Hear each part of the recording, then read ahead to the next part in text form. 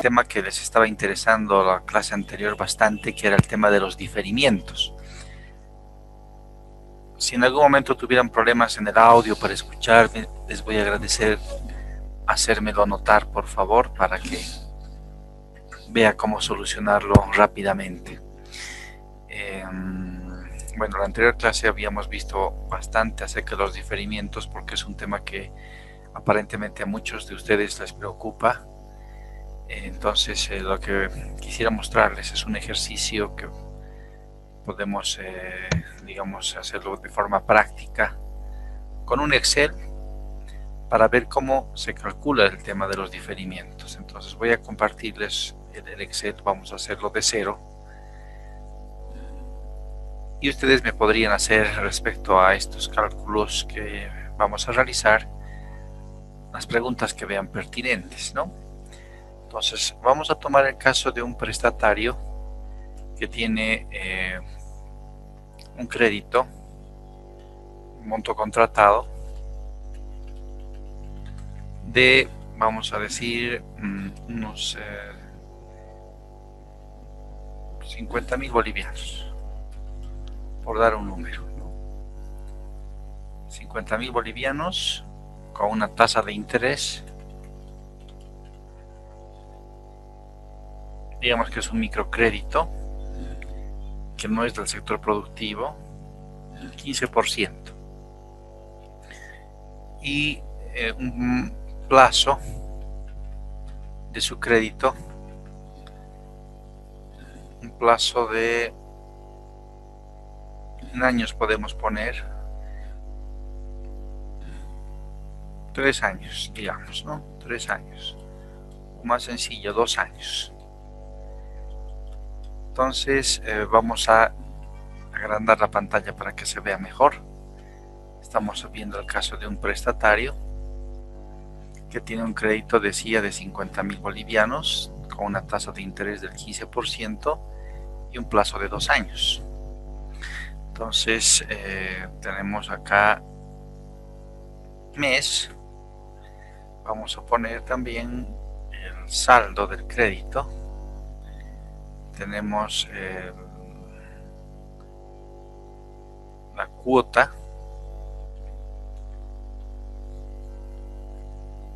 el capital, los intereses. Listo. Supongamos que este crédito se lo ha adquirido el mes de diciembre del 2019. ¿Ya? Entonces, en este momento el saldo del crédito es de 50.000 bolivianos. Y a partir de ahí tiene un plazo de 2 años para realizar el pago. Entonces, voy a generar con el Excel este plazo. Si comienza en diciembre de 2019, en ese mes se da el crédito, diciembre de 2020, diciembre de 2021. Tendría que acabar de pagar préstamo en diciembre de 2021. La cuota vamos a tomar el método de cuota constante, francés, y para ello utilizamos una función de Excel. Mi Excel está en versión inglés, ¿no? En español me parece que es la misma. Pago creo que es en español la función, es decir, si ustedes tienen dudas de cómo se calculan las funciones en inglés y en español, simplemente ingresan al internet y ponen Excel inglés español. Les voy a mostrar en un momento más.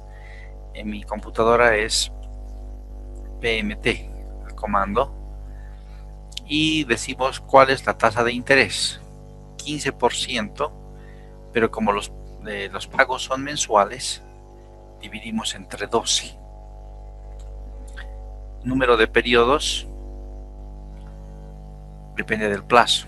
Como estamos hablando de 2 años, y cada año tiene 12 meses, es esta celda multiplicado por 12, el valor presente 50.000, el valor futuro no lo conocemos, y los pagos se hacen al final de cada periodo. Entonces 0. ¿Cuánto tiene que pagar el prestatario mensualmente? 2.424 durante 24 meses. acá pongamos años y la tasa de interés es anual, y supongamos que aquí estamos hablando de bolivianos. Entonces tiene su cuota de 2.424 y va a ser la misma todos los meses, 2.424. Vamos a cambiar el formato, que no aparezca bolivianos, así, bien. 2.424, fíjense, hasta diciembre de 2021, es lo que tendría que haber pagado. Por concepto de capital e intereses, ¿cuánto? Primero vamos a los intereses. Tiene el saldo de 50.000 con una tasa de interés del 15% anual, ¿no es cierto? Y como estamos hablando de cuotas mensuales, la dividimos entre 12. Ese es el interés en el mes de enero de 2020. Y el capital es la diferencia entre la cuota y los intereses, ¿no? El capital es la cuota que tenía que pagar 2.424 menos los intereses. Listo. Como hace ese pago, el saldo que va a tener el mes de enero va a ser lo que eran 50.000 menos el pago del capital. Ese mes va a tener 48.201, ¿no? Lo que vamos a hacer para que se haga de uno solo es, fíjense, tengo las fórmulas, ¿no es cierto? Esas son. Ustedes pueden repetir el fin de semana el cálculo. Pintamos las celdas y doble clic. Llegamos al último mes, fíjense, diciembre de 2021, el saldo es 0. Empezamos con 50.000, que es lo que se prestó, y el saldo es 0. Muy bien. Con el periodo de diferimiento lo que ocurre es que este prestatario deja de pagar sus cuotas desde el mes de marzo, y el periodo de diferimiento se extiende hasta diciembre de 2020. Entonces voy a pintar de otro color este periodo para poderlo diferenciar de forma rápida y fácil.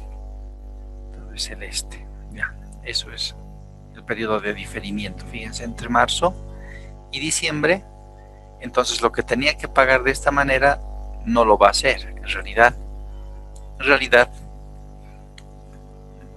las cuotas, lo que ocurre en verdad, vamos a poner efectivas, digamos, ¿no? Cuota efectiva. Cuota efectiva le estoy llamando a lo que realmente va a pagar. El mes de enero del año pasado fue y pagó normal, dejó de pagar todo este periodo, y supongamos que este año empieza a pagar normalmente, en enero de 2021. ¿No es cierto? Fíjense. Pero, ¿y dónde está esta parte? Pues la va a pagar al final. Cuota, es decir, lo que tenía que pagar en marzo, paga en este momento. ¿Cuántos meses? Son 10 meses, de marzo a diciembre. Entonces tenemos 7, 8, 9, 10, listo.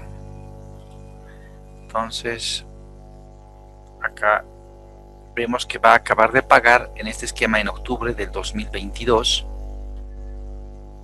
¿no es cierto? Y la estructura de cuotas va a ser la misma que tenía, es decir, capital de intereses, acá teníamos este capital y estos intereses, ¿no ve? Pagó normalmente, acá deja de pagar, pero acá vuelve a pagar este capital y estos intereses que estaban programados en su plan de pagos, los mismos, hasta diciembre de 2021, que es cuando culmina su plazo.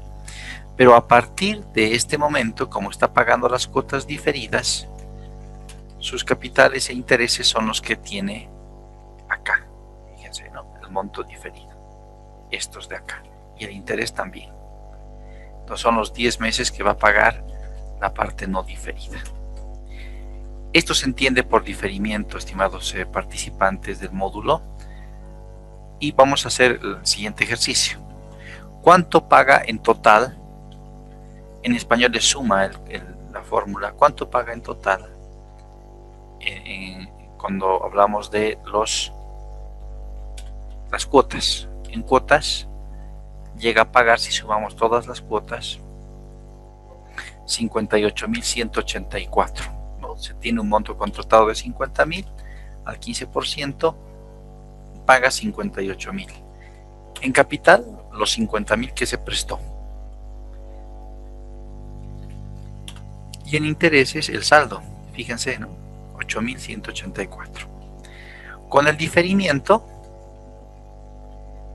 vamos a extender mejor la fórmula hasta el final para poderla. Eso es. Tenemos estos dos valores y con el diferimiento sigue pagando los 58.184 por capital 50.000 y por intereses 8.184. Entonces, si bien es cierto el año pasado se hizo un diferimiento automático, fíjense cómo al prestatario el tema le es bastante conveniente, ¿no es cierto? ¿Por qué le es conveniente? Porque va a pagar lo mismo que estaba programado en su plan de pagos. No hay un interés adicional. ¿A qué se le llamaba interés adicional? Eso no existe. En realidad se estaba generando hasta antes de del decreto supremo 4402 que salió el año pasado en diciembre, un interés adicional, pero actualmente no existe. Los bancos han revertido. ¿Qué es el interés adicional? Acá les explico qué es el interés adicional. Como la persona que estaba pagando estas cuotas estaba difiriéndolas y las estaba llevando al final, como hemos visto, el banco lo que hacía es decir, pero acá hay un capital que me debe el prestatario sobre el cual no está generándose intereses, es decir, el prestatario tiene en su poder este dinero, pero este capital no está generando intereses para mí, es lo que decía el banco o la entidad financiera. Los intereses no hay problema, los intereses no pueden generar más intereses, ¿no es cierto? Eso se llama anatocismo. Es decir, si yo le debo al banco un interés de 580, esos 580 no pueden generar mayores intereses. Pero hasta antes de la ley de diferimientos, el capital diferido sí podía, ¿no es cierto?, generar intereses. El interés no genera más interés, pero el capital sí podría generar más interés. Entonces lo que estaban haciendo las entidades es devengar estos intereses. Es decir, en el mes de abril, ya que le tocaría pagar al prestatario el mes de abril, antes de que llegue el periodo de su pago de cuotas, el banco decía, bueno, pero tú me debías capital diferido del mes de marzo. Este capital diferido, voy a aplicarte la misma tasa del 15% anual, por eso divido entre 12, por ese mes, ¿no es cierto? Es con relación al capital diferido hasta el mes o del mes de marzo hasta el mes de abril. Para el siguiente mes, ¿no es cierto?, ya el capital diferido no solamente es el de marzo, sino también es el de abril. Entonces, para calcular el de mayo, tengo el interés diferido de marzo y el capital diferido de abril. Entonces, en este caso habría que aplicar una suma. Entonces, vamos a sumar estos dos este valor. Para fijarse la fórmula, les voy a explicar cómo se interpreta en un momento. Y vamos a fijar esto con F4.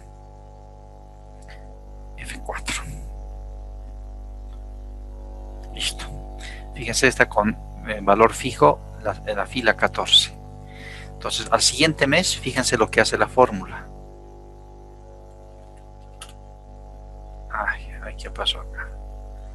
Acá decíamos con valor fijo. Al siguiente mes, haz esto. Fíjese. Tenemos que en el siguiente mes, ¿no es cierto?, lo que hace es tomar todo el capital diferido, es decir, este valor y este valor, y le aplica la tasa del 15%. Entonces, el siguiente mes, el interés adicional ya no es 23, sino es 46. ¿Por qué 46? Porque en el mes de mayo ya el capital diferido es la suma de lo que se había diferido en el mes de marzo y lo que se había diferido en el mes de abril. Entonces en este caso es 46, al siguiente mes es 70 y fíjense que va ampliando la selección conforme pasan los meses. Y hasta el mes de diciembre. El mes de diciembre corresponde interés o correspondía, según lo que estaban haciendo las entidades en aquel momento, al capital diferido de marzo, de abril, mayo, etcétera, todos los meses sumados, y el interés que generaría ese capital diferido por un mes, que es 218 en este ejemplo, ¿no ve? Entonces, eso es lo que se conoce como el interés adicional para las entidades y que estaba, inflando la deuda de los prestatarios. Los prestatarios, por supuesto, si se generaba este mecanismo, iba a llegar enero y no iban a poder pagar. Entonces, lo que se ha hecho es, con el decreto supremo que les digo, 4402, el mes de diciembre, es eliminar la posibilidad de que las entidades generen esto. Es decir, esto ya no existe. Y bueno, y se estaba generando, ¿no? Entonces, esto las entidades que hubieran reconocido tuvieron que revertirlo en sus estados financieros, en algunos casos inclusive devolver a los prestatarios si es que hubiesen cobrado este valor, ¿no?, del interés adicional. Entonces el prestatario actualmente lo que hace es pagar simplemente sus cuotas pactadas inicialmente al final del plazo convenido en sus contratos. No sé si tienen alguna duda sobre este mecanismo antes de pasar a ver ejemplos de cómo se calcularía en el caso de una reprogramación o un refinanciamiento. No sé si alguien tiene alguna duda. Licenciado, ¿cómo está? Buenas noches. Buenas noches, ¿quién está? Wilder Miranda. Muy bien, Wilder Miranda, ¿qué me dices? Licenciado, tengo una duda. ¿Y qué pasa con el seguro? Porque hay algunos que tienen el seguro de desgravamen y tienen otro seguro, por decirle, del inmueble que está hipotecado, en caso de que sea un crédito de vivienda, ¿no? Eh, ¿Ese seguro también se ha diferido o no sé, en ese trayecto o esas cuotas que se han diferido? No estaba contemplando el seguro. Si hubiera pasado alguna contingencia, ¿qué hubiera pasado? No sé si me podría aclarar esa parte, por favor. Ya, en el tema del seguro, ASFI no regula el tema de seguros, eso está a cargo de la Autoridad de Pensiones y Seguros, la APS, ¿no es cierto? Entonces, tengo entendido por las conversaciones que se han llevado a cabo entre autoridades que los seguros van a operar, o sea, los seguros no se van a cobrar, es decir, al igual que las cuotas. Si se difirieron las cuotas, los seguros también se van a diferir de la misma manera. Entonces, y si se hubieran pagado, entonces esto se va a compensar con los pagos de seguros que se harían los meses siguientes, ¿no? Es decir, si ya pagó uno del mes de marzo del 2020, entonces tal vez no le va a corresponder pagar enero de 2021 porque ya hizo el pago, entonces todo se va a diferir. Y en cuanto a la cobertura se mantiene por todo este periodo, es decir, no se pierde la cobertura del seguro. Hasta donde tengo entendido, así opera. Es decir, ¿por qué te digo hasta donde tengo entendido? Porque esto ya corresponde a jurisdicción de la PS y digamos, por lo que se ve, ha emitido alguna instructiva en ese sentido a sus entidades, ¿no? Entonces, sin embargo, en la normativa de ASFI no existe algo que hable de los seguros porque no está en el marco de su competencia, pero tengo entendido que debería operar de la misma manera.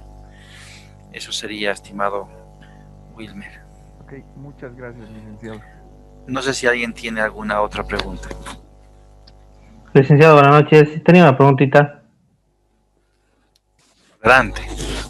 ¿Quién eres? Perdón. Horacio Cerrudo me llamo. Horacio, Horacio, a ver, ¿qué dices? Licenciado, tengo dos casitos de algunos clientes que, bueno, quieren colocar un punto de reclamo. Quería consultarle qué tan viable es eso. Lo que pasa que, bueno, como estábamos trabajando con la anterior ley, En los periodos de noviembre y diciembre buscamos una solución comercial con los clientes, entonces ofertábamos darles mejores tasas. En este caso en específico, una cliente tenía una deuda que ya presentaba cierto grado de complicidad, complicado, o sea, ¿no? También tenía una tarjeta. Entonces le ofrecimos refinanciar su operación a un plazo más larguito, con una mejor tasa y darle una diferencia inclusive para matar lo que es la tarjeta.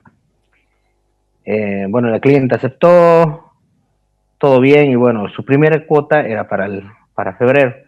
Y ahora nos ha hecho llegar una carta indicándonos que quiere acogerse a la 669. Entonces, nosotros lógicamente le dijimos que, bueno, no tiene ningún capital diferido ni interés diferido y que ya se le había dado una solución. Entonces, prácticamente estamos empezando a rechazarla, ¿no? Entonces, pero tenemos una pequeña duda ahí, no sé si corresponda o no. Ese sería el primer caso. El segundo caso es donde una clienta, de igual manera, bueno, esa cliente no ha pagado nada en todo el periodo de diferimiento y tenía cuotas trimestrales.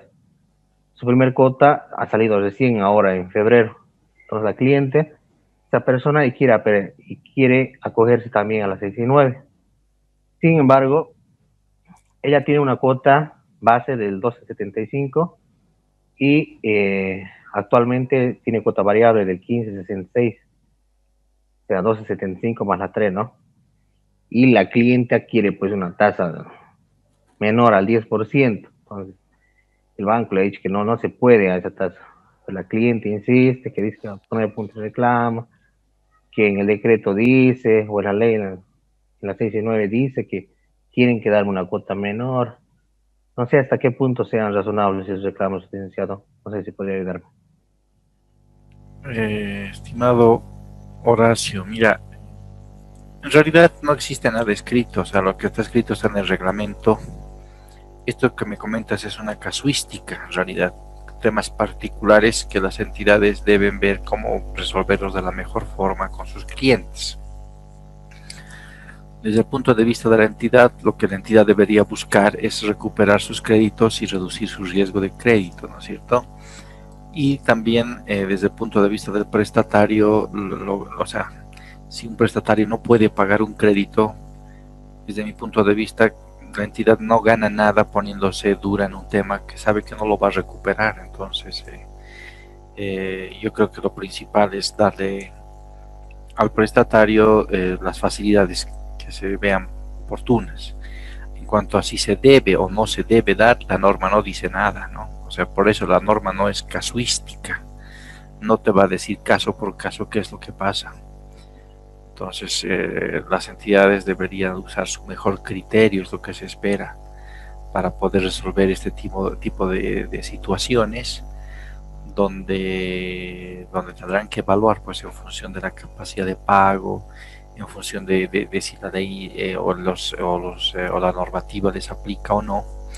Lo que la normativa dice es todos los créditos que hayan sido diferidos deben ser reprogramados o refinanciados. Eso dice la normativa, no más de eso, digamos, no lo dice. Entonces, la verdad no te podría dar una respuesta específica de si está bien o está mal.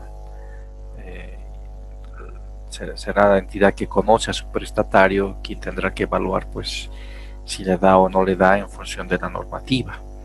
¿No? Porque obviamente un prestatario puede hacer su queja en ASI con la misma entidad, y efectivamente la norma habla acerca de que las cuotas podrían reducirse por efecto de la ampliación de plazo. Y también dice que la normativa que la entidad deberá otorgar como máximo la tasa de interés establecida en el contrato, como máximo. Entonces tampoco restringe la entidad la posibilidad de reducir la tasa de interés si es que lo ve conveniente, ¿no? Para lograr el cobro de los créditos y un beneficio principalmente para sus prestatarios que en este momento seguramente estarán atravesando por problemas. Más de eso, estimado participante Horacio, no te podría decir, porque ya sería tener una posición. Como les dije, yo estoy acá participando en el ámbito de un capacitador, no soy voz oficial de ASFI ni mucho menos.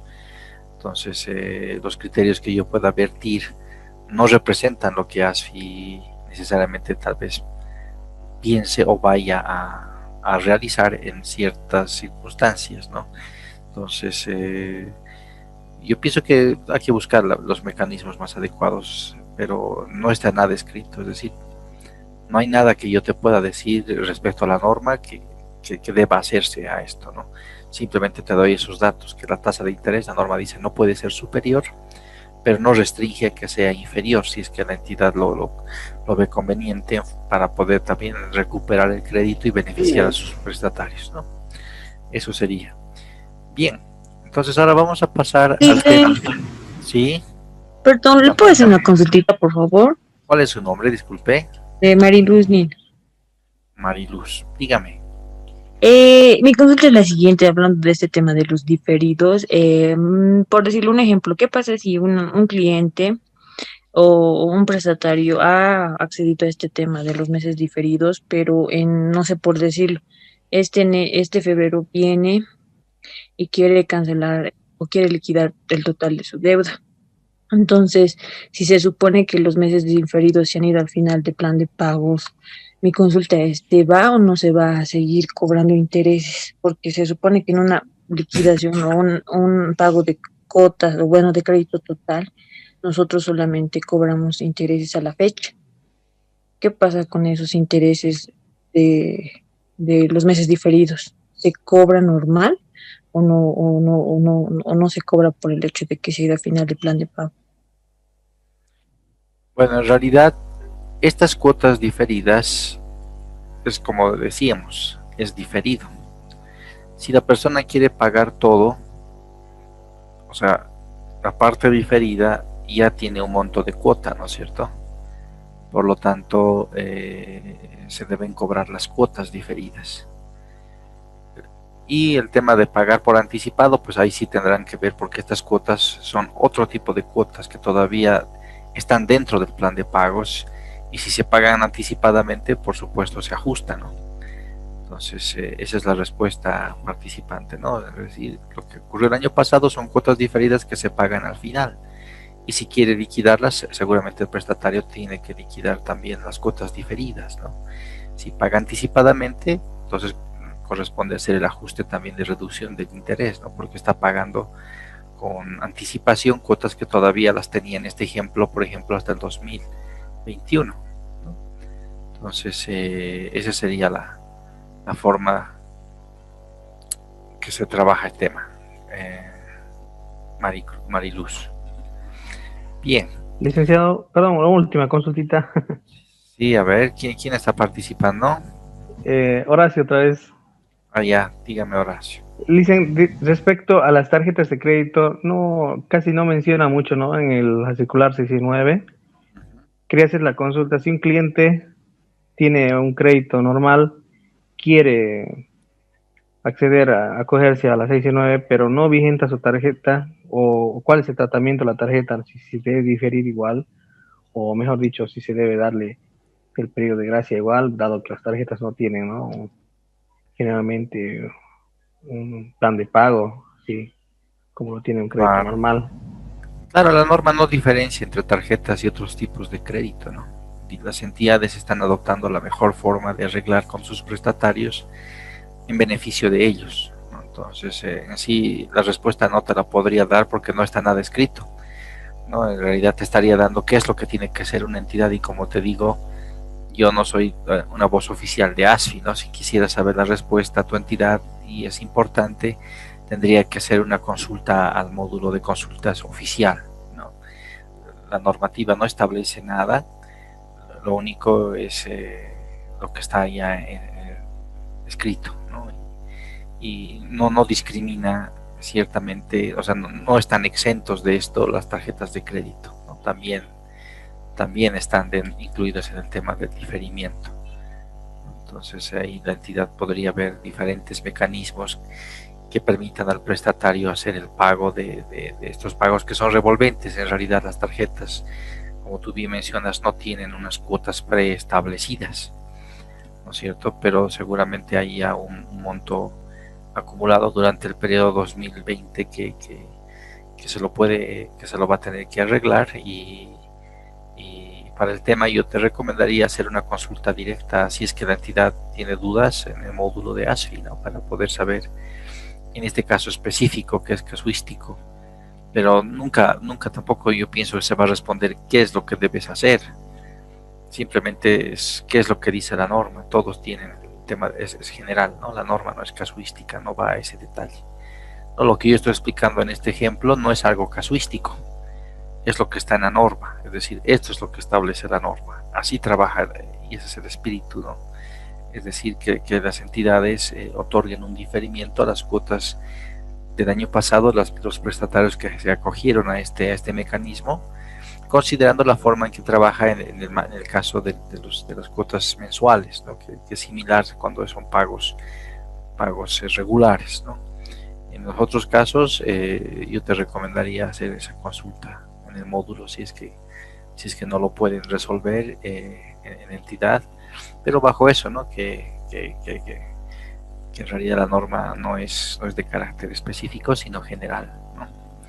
Bien, entonces el caso de las reprogramaciones y los refinanciamientos. ¿Qué pasa si el prestatario ahora va a reprogramar su crédito y en lugar de tener un plazo de 2 años como se le otorgó acá, él pide un plazo mayor porque quiere pagar menos, ¿no? Es decir, no está en condiciones ya de pagar los 2.424 que estaban establecidos en sus planes de pagos? Entonces esto es totalmente factible. El pago, digamos que el plazo que le está pidiendo, pues vamos a suponer que es de 5 años. Entonces va a incrementar de 2 a 5 años el plazo de su crédito. Para hacerlo más fácil, que no sea tan largo, pongamos 2 años, 3 años a partir de el año 2021. Es decir, a partir de este mes, 3 años más. Entonces, para saber cuánto es su cuota, ¿no es cierto? Lo que se debe hacer es excluir la parte del capital diferido. Entonces, debemos hacer capital diferido. ¿Cuánto es? El capital diferido es todo esto. Entonces, esa parte, como dijimos, no devenga más intereses. Eso se va a pagar al final junto con el interés diferido. Ese es el capital diferido. ¿Cuánto debía en el momento en el que realizó el diferimiento? Deuda al momento del diferimiento. Al momento del diferimiento.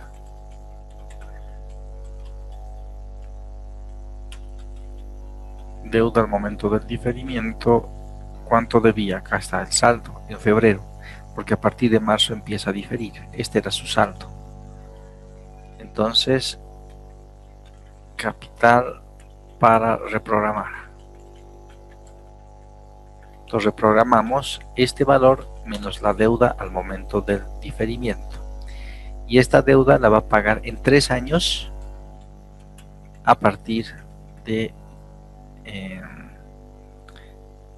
o sea, vamos a empezar en diciembre, ¿no? Es como si tuviera el crédito en diciembre, pero en realidad las cuotas van a correr, supongamos, a partir de enero de 2021. Ya, 3 años. Pero además, esto que quiere el prestatario, existe un periodo que se llama periodo de prórroga. Y hay un periodo de gracia, ¿no es cierto? El periodo de prórroga es el periodo en el cual el prestatario manifiesta su intención de reprogramar hasta el momento en que la entidad acepta, ¿no es cierto?, esa reprogramación y firman la adenda al contrato. Entonces eso puede tardar, vamos a suponer, 3 meses, hasta que la entidad logra procesar y firmar la adenda con el prestatario. A partir de ahí tiene un periodo de gracia de 6 meses, es decir, un periodo en el cual no va a pagar capital ni intereses, ¿no es cierto?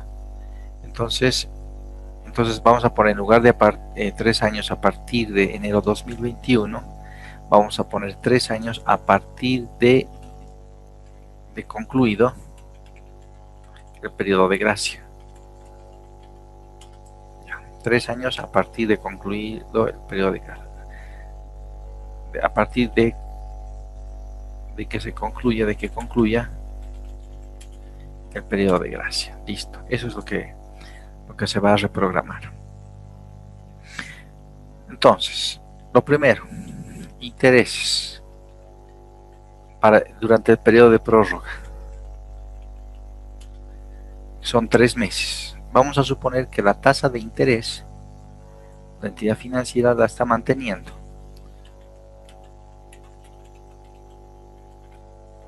La tasa de interés, la entidad financiera la está manteniendo en 15% anual. Ya la mantiene, muy bien.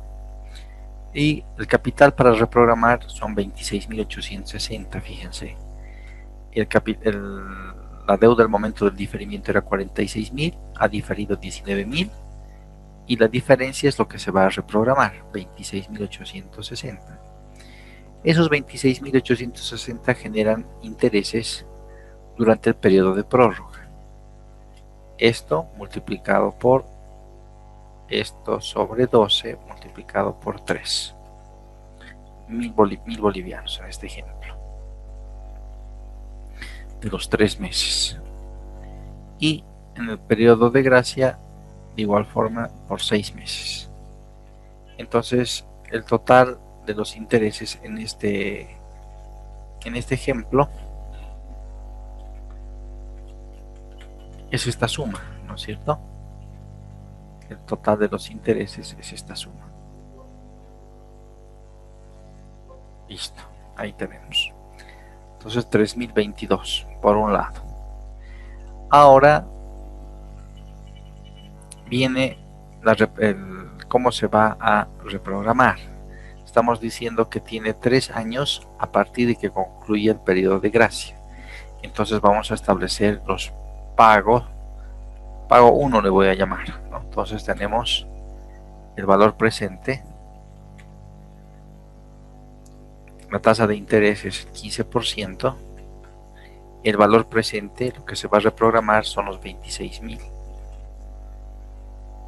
Perdón, el número de periodos son 3 años, dijimos, ¿no? 3 años multiplicado por 12. Aquí la tasa dividida entre 12. Muy bien. El valor presente, los 26.000 que debe, y se paga al final. Listo. La deuda es de 900, o sea, la cuota es de 911 mensualmente. Este es pago 1 porque solamente está incluyendo desde el mes en que empieza a pagar, cuando concluye el periodo de gracia. No está incluyendo el tema de estos intereses que se han generado por el periodo de prórroga y por el periodo de gracia. Entonces el pago verdadero va a ser el pago, digamos, así lo vamos a llamar, va a ser esto que tenía que pagar más el total de los intereses dividido entre ¿cuántos periodos va a pagar? 3 años. ¿Ve? Entonces son los 3 años multiplicados por 12, ¿no? 12 meses en cada año.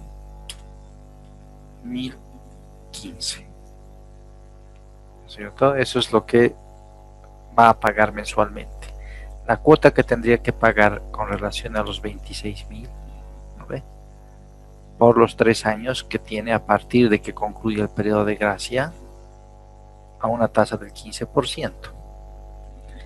Y además, esa cuota tiene el pago de los intereses correspondientes al periodo de prórroga y al periodo de gracia de forma prorrateada, es decir, en partes iguales, durante los 3 años en los que va a hacer los pagos. Entonces su pago va a ser 1.015 mensualmente, ¿no? Entonces, si vamos al ejemplo, vamos a ver por las fechas. Vamos a fijar acá para poderlo ver bien. Acá vamos a fijar paneles. Fíjense acá en enero 2021, empieza el periodo de prórroga, entre el que el banco y el prestatario logran firmar la adenda al contrato. Esto llega hasta abril, vamos a suponer es enero, febrero, marzo, perdón, hasta marzo. Y a partir de ahí tiene un periodo de gracia de 6 meses. 1, 2, 3, 4, 5, 6. Hasta septiembre. Es decir, que el primer pago lo va a hacer en octubre. Entonces vamos a pintar eso. 1, 2, 3, 4, 5, 6. Este es el periodo de gracia. Y este es el periodo de prórroga al principio. Y va a empezar a pagar recién en octubre de 2021 durante 3 años. Entonces tenemos que tienen que ser 36 meses. Hasta aquí tenemos 13 meses. 47 me pasa. Ajá. 39, 38, 37, 36. Eso es, hasta septiembre de 2024. ¿Cuándo comienza a pagar? Después del periodo de prórroga, es decir, en octubre de 2021. Entonces acá tenemos que los pagos que los hace van a empezar acá por el monto que habíamos calculado de 1015. Entonces esta persona viene y paga este valor hasta septiembre de 2024, 1015. ¿Y qué pasa después? Bueno, eso solamente es la parte que no está diferida, ¿no es cierto? La deuda al momento del diferimiento era 46.000 menos el capital diferido 19.000, y este capital nada más ha pagado los 26.000 hasta septiembre de 2024, durante 3 años. A partir del siguiente mes, durante 10 meses, aquí vamos a incorporar 1, 2, 3, 4, 5, 6, 7, 8, 9, 10, listo, hasta julio de 2025 tiene que pagar sus cuotas diferidas, estas cuotas que difirió este año, esa. Entonces tiene 10, 1, 2, 3, 4, 5, 6, 7, 8, 9, 10. Acaba de pagar su crédito en julio de 2025. O sea, la parte diferida la paga al final. Y durante mucho tiempo, fíjense, esos 3 años solamente va a pagar 1015. ¿No es cierto? Solamente va a pagar 1015. A partir de que acabe de pagar sus cuotas en el periodo de reprogramado, ¿no es cierto? Tiene que pagar la parte diferida, que era mucho más. Y es 2024 cuando se espere que el prestatario ya pueda recuperar una buena actividad económica, salgamos de la pandemia y todos estos temas que nos tienen realmente con bastante perjuicio económico a nuestro país. Entonces, fíjense, paga 1015 durante todo este periodo y después vuelve a los 2424, a esas 10 cuotas diferidas. Ese es el esquema con el cual se trabaja una, que diríamos acá, una reprogramación. No sé si se ha entendido, alguna duda sobre cómo está operando este plan de pagos. Licenciado, tengo una consulta. Horacio, ¿no? Sí, Horacio. Hola, Horacio. Licenciado, si el día de hoy, 11 de febrero, yo voy al banco y digo que quiero acceder al 669, a partir de ahí corre mi periodo de prórroga, ¿no es cierto? O sea, si hoy día vas a tu entidad, dices. Sí, hoy día voy, digamos, a un banco del cual yo soy cliente y solicito acceder al 669 y firmo la carta. A partir de ahí ya correría mi periodo de prórroga, ¿no es cierto? Exactamente. El periodo de prórroga en realidad corre desde el 1 de enero del 2021. Ah, ya. Entonces, si firmo hoy día, ya estoy con mes y pico, ¿no? De periodo de prórroga. Exactamente, claro, si firmas hoy día ya tienes mes y pico, exactamente, ¿no? Entonces, este periodo de prórroga siempre empieza el 1 de enero de 2021. Ya, y licenciado, y si mis cuotas son cada 10, entiendo que el 10 de diciembre sea sea diferido mi última cuota, pero del 10 de diciembre al 20, digo, al 1 de enero, tengo 20 días de interés, que también debería sumar a este cálculo, ¿no es cierto? ¿O se va a Claro, diferir ese? no, claro, o sea, desde el 10 de enero dices que vencía tu cuota, ¿no ve? Sí, Entonces, pero mi... a partir de ese momento, ya Ujú. empiezas el periodo, claro, eso que te digo que es el 1 de enero de 2021, el periodo de prórroga, es un caso general, pero como tú dices, si la cuota vencía el 10 de enero, digamos, mi el primera 10 de cuota que enero, tenía que a pagar. partir de ahí corre el periodo de prórroga, ¿no? Ya, pero si no la he cancelado, ya estaría con 30 días de prórroga, Sí, estaría. sí, ¿no es cierto? Hasta que hagas En- la firma con la entidad y ya se haga la adenda. entonces, básicamente, el periodo de prórroga empezaría desde mi último diferimiento, ¿no es cierto? Desde la cuota que tenías que pagar este año, ¿no? Desde la fecha en que estaba programado en tu plan de pagos. O sea, si me tocaba el 10, desde el 10 empieza mi periodo de prórroga Desde ahí, desde y ahí. el interés generado desde diciembre hasta enero, ese interés, ¿qué pasa? El interés generado desde diciembre hasta enero. A ver, vamos al plan de pagos. Espera un ratito. Tú tenías aquí que pagar, a ver si te estoy entendiendo bien, una cuota, aquí me dices, el de diciembre es el 10 de diciembre, digamos. Así es, Así, ¿no ve? así es. Ya, tenías que pagar tu cuota del 10 de diciembre de 2020 y esa cuota la has diferido, Se ¿no es difirió, cierto? exacto. Has diferido. A Ujú. partir de ahí, tu siguiente cuota era el 10 de enero, digamos, del 2021, ¿no es cierto? Exacto, sí.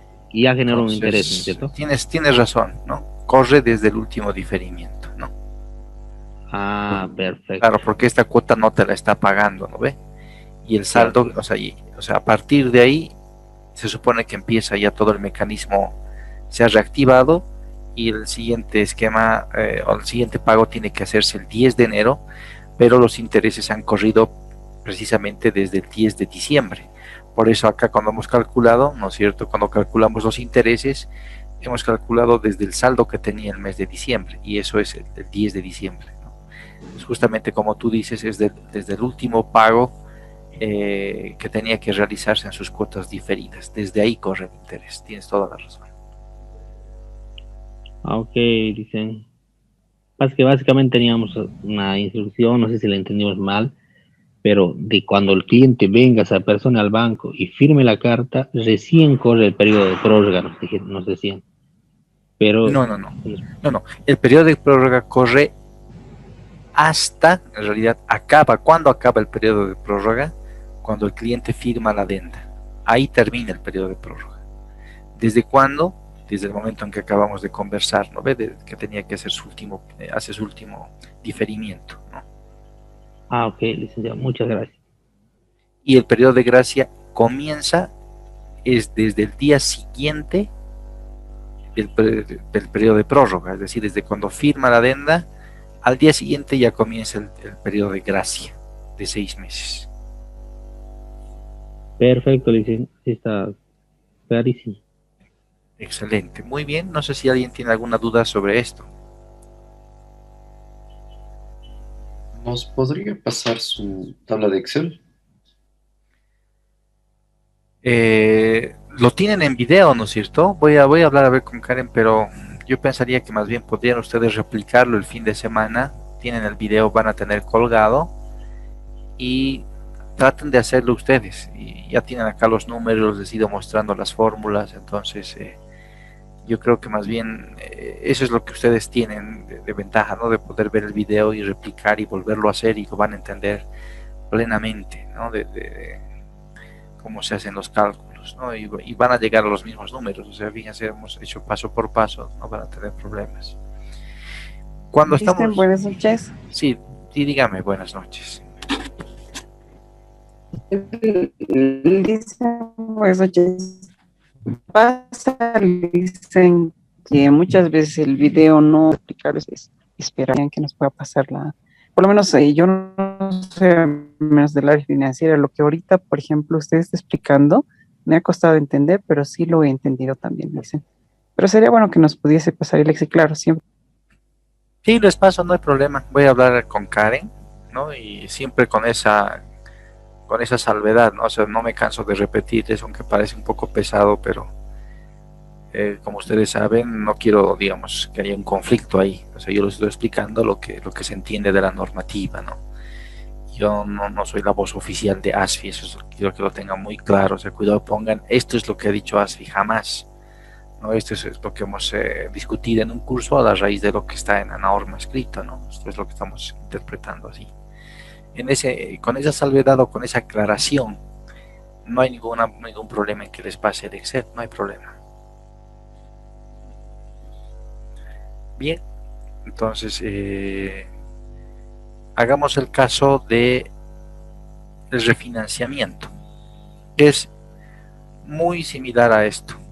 O sea, van a ver que voy a cambiar solo una celda y viene el refinanciamiento. Fíjense, estoy cortando y estoy pegando abajo, estoy moviendo esto. Y en lugar de poner capital para reprogramar, voy a poner capital refinanciado. ¿Cómo podemos poner mejor? Capital total. Refinanciamiento, así. Refinanciamiento es incrementar la deuda, es decir, darle un préstamo adicional.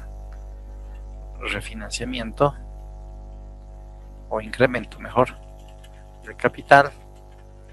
Digamos, el prestatario tenía una deuda de, decíamos, al momento del diferimiento 46.000. El capital diferido es 19.000.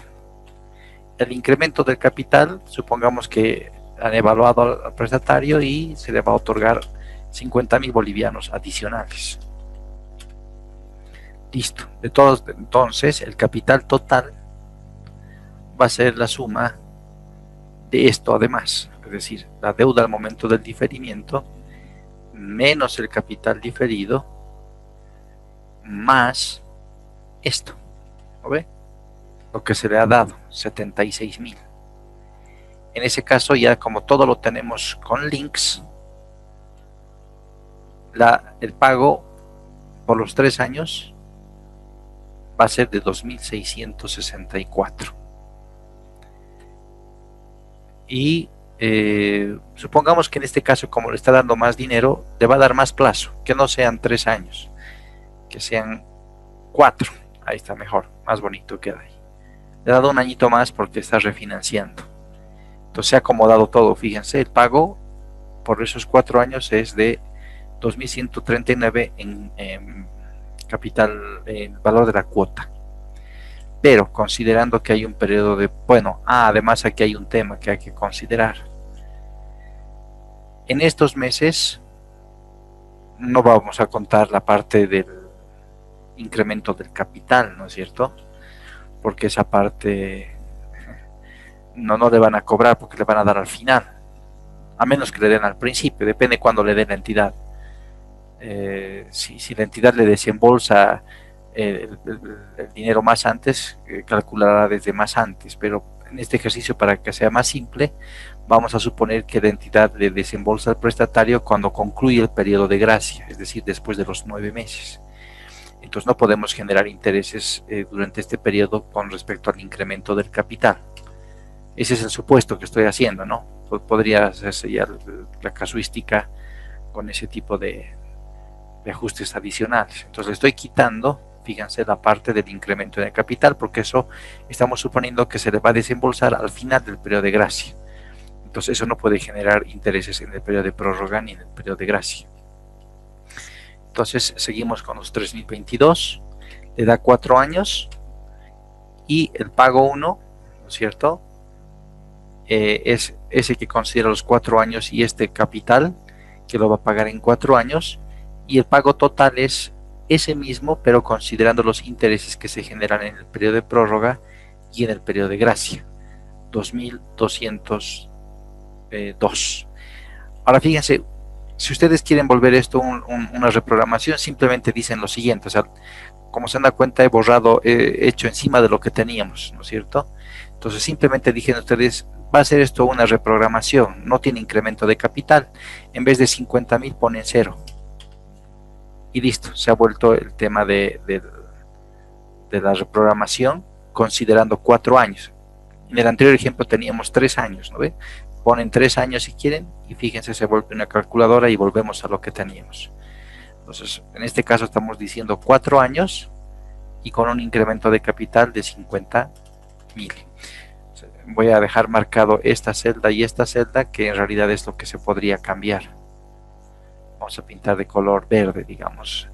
Y si quieren también la tasa de interés, pero la tasa de interés estamos suponiendo que se queda en 15%, digamos que la entidad le baja, entonces ponen 10, ¿no es cierto? Entonces pueden jugar. Estas 3 celdas yo diría que es lo que pueden modificar en esto para que puedan seguir operando en el mismo ejemplo, ¿no? Entonces, fíjense que el esquema funciona igual, no necesitamos hacer la parte mes tras mes porque ya entendemos cómo está operando. El pago, fíjense, final es de 2.202 y la cuota que tenía que pagar inicialmente era de 2.424 por los 50.000 bolivianos a 2 años a un 15% anual. Es decir, que con esto del refinanciamiento, ¿no ve? Está llegando a pagar una cuota menor, obviamente por más tiempo, ya no son 2 años, son 4 años, pero está recibiendo 50.000 más, está duplicando la deuda y aún así está pagando menos cada mes. Este esquema yo creo que lo puede escoger alguien que quiere reactivar su negocio y tiene buenas perspectivas, se va a endeudar, pero lo va a mover bien, digamos, y va a tener un buen financiamiento, ¿no? Entonces eso, las entidades evaluarán los casos en que corresponda o no. Entonces, así como está este archivo, yo lo guardo y con eso ustedes pueden, digamos, hacer más escenarios, digamos, de cómo trabajar con este tema, ¿no? Entonces aquí vamos a poner refinanciamiento y reprogramación. Bien, con eso habría concluido esta parte por la inquietud más que todo que ustedes manifestaron. No sé si tienen alguna duda antes de acabar esto. Licenciado, buenas Sí. noches. Buenas noches. Le habla Lalo. ¿Qué tal, Lalo? 2 puntitos. Le he escuchado decir que cuando existe el refinanciamiento, este incremento de capital, se le debe otorgar este 50.000 cuando haya culminado el periodo de gracia. No necesariamente. En el ejemplo sí. Es lo que estamos poniendo, ¿no? En el ejemplo es así. Ay. Pero no necesariamente. Pero lo que no va a ocurrir es que le otorguen antes del periodo, o sea, antes de que concluya el periodo de prórroga, ¿no es cierto? Es decir, en el periodo de prórroga la entidad todavía está evaluando, ¿no ve? Entonces no le podría otorgar antes de los 3 meses en este ejemplo. Pero puede otorgársele a partir de ese momento en que firma la adenda, ¿no? Puede otorgársele. Pero en el ejemplo eso me parece más conveniente. Puede hacerse. Entonces, si por Perdón, ejemplo, licenciado, va a disculpar. no te preocupes, si se hace de esa forma, entonces tendríamos que hacer aquí un ajuste, ¿no? Y se va a complicar porque vas a tener que, hay una parte aquí del capital que corre por los 3 meses y los 6 meses. Y en esta parte de los 6 meses vamos a tener que quitar esto de los 50.000 y se vuelve más alto, ¿no es cierto? Es decir, se puede también así, ¿no? Si les parece, digamos, ese más real, no hay problema, ¿no? Eso es un número que se lo ajusta. Entonces, de esa forma también opera. Y aún así, fíjense que los pagos son menores a los 2.400, ¿no? Es conveniente para el prestatario. No sé si hay alguna otra duda.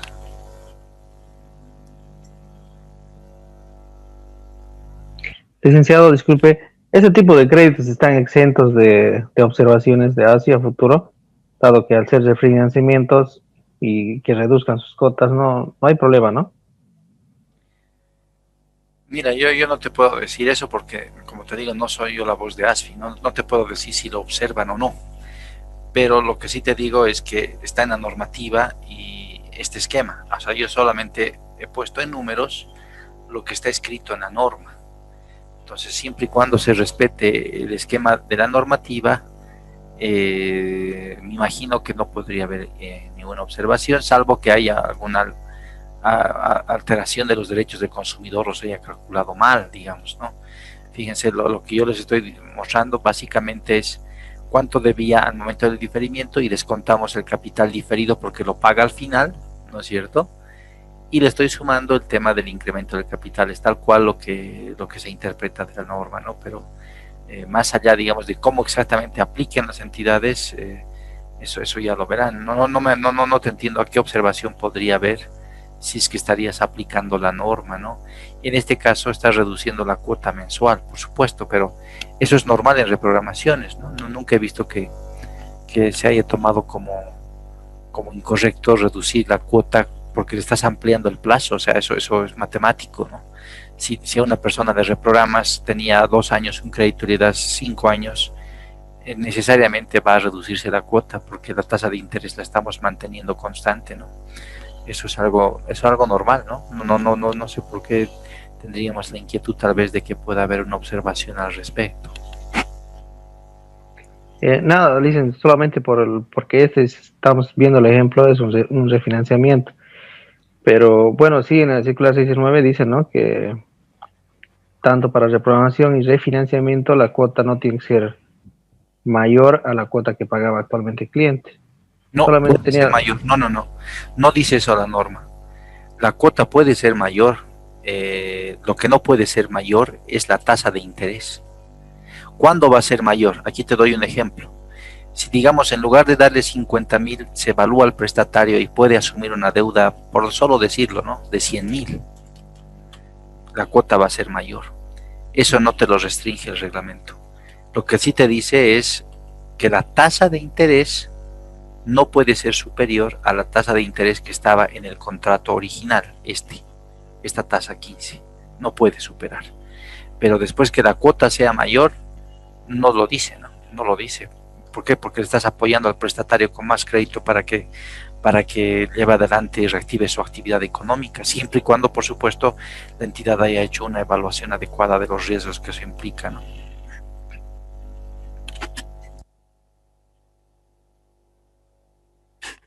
Bien, entonces, como no hay más comentarios, vamos a cerrar este Excel que les haré llegar los próximos días a través de Karen. Vámonos ahora a la presentación del día de hoy. Y bueno, pues estábamos viendo la aplicación de la política monetaria. No sé si les dijo Karen, pero bueno, ayer la verdad no pude estar acá presente, tenía un tema que atender en la oficina y vimos la posibilidad de alargarnos unos 25 a 30 minutos durante 3 días, es decir, hoy, el miércoles y el jueves, para poder compensar el día de ayer. No sé si les comentó eso Karen. No, licenciado, no nos comentó. ¿No les comentó? Bueno, eso es lo que vamos a hacer. Si no pudieran estar presentes esta última media hora, pues lo pueden ver en video, pero bueno, yo creo que sería más beneficioso que estén. No es mucho tiempo, ¿no? Vamos a alargarnos 25 a 30 minutos máximo, ¿no?, para no tener que reprogramar otro día. Tengo entendido que mañana no se iba a poder porque hay un tema interno ahí en IDEA, y el fin de semana viene un periodo muy largo, entonces era medio complejo hacer una reprogramación diferente. Entonces les agradezco la comprensión que puedan tener al respecto. Bien, entonces una aplicación que tenemos acá en las láminas está relacionada con el encaje legal. El encaje legal, como ustedes tal vez sepan, les había dicho que es la parte que pide el Banco Central que se quede en el Banco Central o que esté en las bóvedas de las entidades un porcentaje inmovilizado. Son recursos que están ahí guardados, un porcentaje de los depósitos. ¿Para qué sirve eso? Cuando se genera una corrida, por ejemplo, sistémica o idiosincrática, que habíamos hablado el otro día, es decir, decíamos que había una perspectiva idiosincrática cuando hablamos solamente de una entidad, y es sistémico cuando ocurre un fenómeno en el conjunto de entidades financieras. Si hay una corrida, entonces el Banco Central es el prestamista de última instancia, ¿no? En ese entendido, va a prestar dinero a las entidades, pero no lo va a hacer sin una garantía. El Banco Central tiene como garantía estos encajes, una parte del encaje legal, la parte que está en títulos, esa la tiene como garantía. Entonces, le presta a la entidad hasta el 70% de este valor, de lo que tienen las entidades en encaje legal. Para eso les pide el Banco Central encaje legal, para poderles prestar en un momento de pánico financiero. Entonces, el encaje legal, como les dije, puede estar almacenado dentro de la entidad financiera o en bóvedas del Banco Central. Actualmente hay un porcentaje que se permite que esté en el Banco Central, en las entidades, perdón, y el saldo tiene que estar en las entidades. Este encaje se denomina en efectivo o en títulos. El encaje legal en efectivo tiene ciertas tasas de requerimiento y por moneda, y lo mismo que en títulos. El encaje en títulos, ambos, o sea, aquí no hay, tal vez genera una confusión la terminología que se utiliza. Parecería que las entidades le dan al Banco Central, en el primer caso, dinero en efectivo, y en el segundo caso parecería que las entidades le dan títulos, por decir un DPF o un bono. No es así. O sea, parecería, porque algunas personas se confunden. El encaje en efectivo y en títulos, los dos se hacen en efectivo, en dinero, en bolivianos o en moneda extranjera. No se hacen en títulos, solamente se hacen en dinero. La terminología en efectivo en títulos se relaciona con cuál es el destino del dinero que las entidades le dan al Banco Central. En el encaje en efectivo, la entidad le da dinero en efectivo al Banco Central y el Banco Central lo almacena en sus bóvedas sin tocarlo, así en efectivo. Mientras en títulos, las entidades financieras le dan efectivo al Banco Central y el Banco Central con ese efectivo compra títulos para generar un rendimiento. Entonces los títulos se pueden comprar dependiendo de la moneda. Si es moneda nacional, en el mercado local, y si es moneda extranjera, puede invertirse en mercados internacionales. Eso quiere decir que el encaje en títulos les genera un rendimiento a las entidades, es decir, pueden obtener una tasa de interés mínima, aunque sea, por depositar su dinero en el Banco Central en forma de encaje, mientras que el encaje en efectivo no genera esto, porque en realidad el dinero está depositado, como les dije, y está ahí guardado, no se mueve tal como está en efectivo, ¿no? Entonces, obviamente a las entidades les gustaría tener todo en títulos, pero no se mueve de esa forma, todo en títulos porque les genera algún rendimiento, ¿no?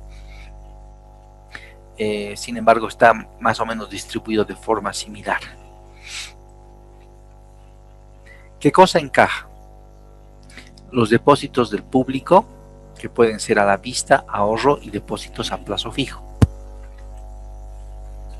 También financiamientos externos a corto plazo y otros pasivos. Hay un detalle de cuentas en las cuales tienen este encaje. Actualmente el promedio de encaje es 10%. ¿Por qué les digo eso? ¿Alguno de ustedes sabe qué porcentaje de la cartera está en moneda nacional?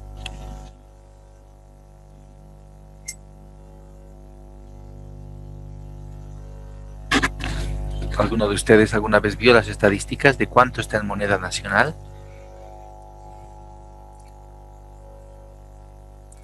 ¿Ninguno?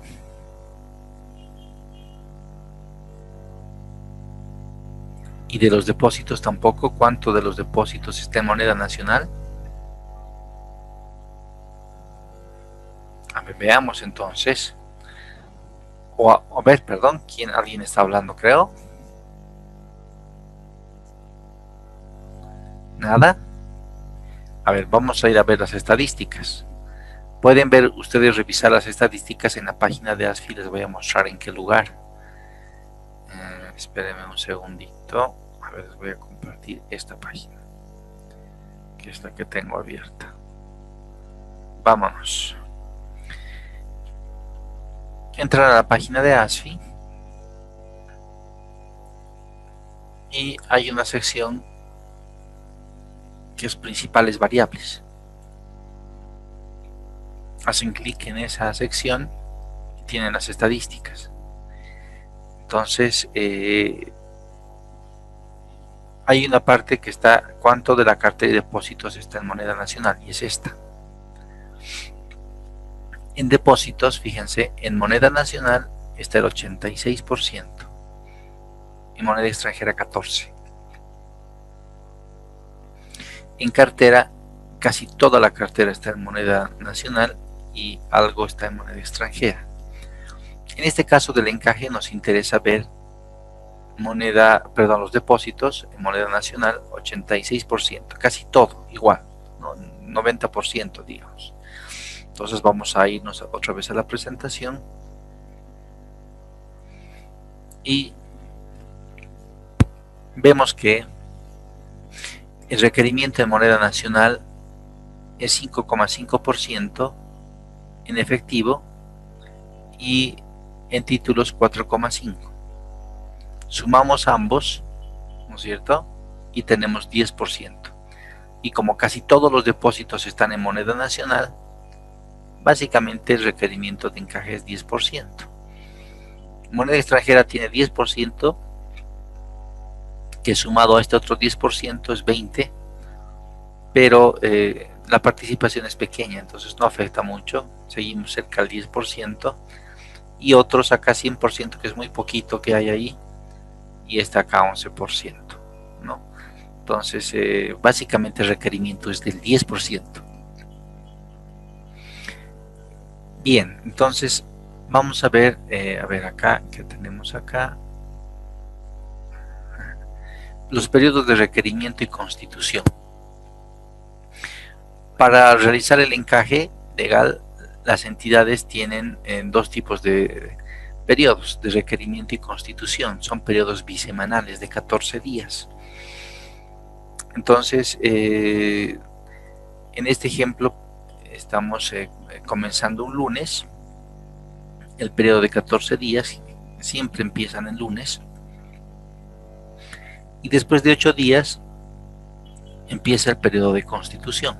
Es decir, se calcula el lunes cuánto deberían tener en encaje legal y las entidades deben constituir este encaje legal el siguiente martes, el valor calculado el lunes, durante los 14 días del periodo de constitución, pero con un rezago, fíjense, de 8 días. 8 días después, 8 días después, 8 días después, ¿no es cierto? Después de este periodo comienza otro periodo de constitución, considerando este otro lunes, que es el periodo de requerimiento. Cuando existen deficiencias, aplican multas, y si hay deficiencias de más de 4 veces en un año, por ejemplo, y hay un proceso de regularización. Inclusive puede acabar esto en una liquidación de una entidad si la entidad financiera incumple en montos importantes y de forma continua sus requerimientos de encaje legal. Pero además de esto, ¿cómo se ha usado el encaje legal como instrumento macroprudencial? Que es lo que veíamos, ¿no? Les decía, a nivel global del sistema financiero, acá tenemos el sistema financiero, hay políticas macroprudenciales. El Banco Central ha utilizado el encaje legal para, por ejemplo, estimular el crecimiento del crédito, creando, por ejemplo, fondos como el CPBIS o el CAPROCEN. No sé si alguno de ustedes ha escuchado hablar de estos fondos. ¿Alguien sabe qué son el CPBIS y el CAPROCEN?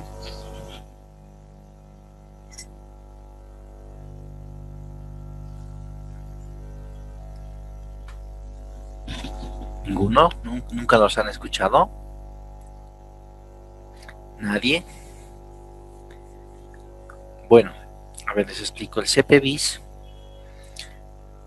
es un fondo que se ha creado a partir de reducciones que se hizo en el encaje legal.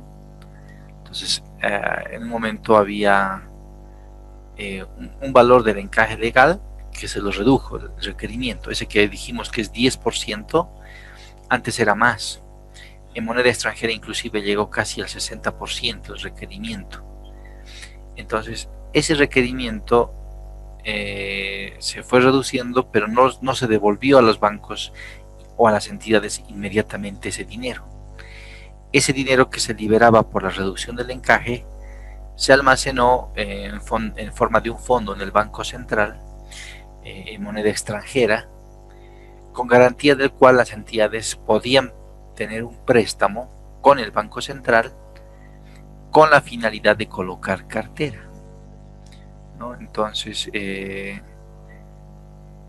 ha sido, digamos, la forma en la cual opera este fondo que se llama CPBIS, es decir, baja el encaje legal de moneda extranjera, se reduce, pero ese dinero no se devuelve a las entidades inmediatamente, queda en un fondo en el Banco Central, y ese fondo del Banco Central se utiliza para que las entidades se presten con garantía de ese fondo para colocar cartera. El requisito es que la cartera, en el caso de los bancos, sea destinada al sector productivo, y en el caso de otras entidades como cooperativas, simplemente coloquen créditos. Entonces, ese ha sido el mecanismo, digamos, en el caso del CPBIS se llama, ¿no? Y hasta en este momento existen varios programas CPBIS, el CPBIS 1, el 2 y el 3.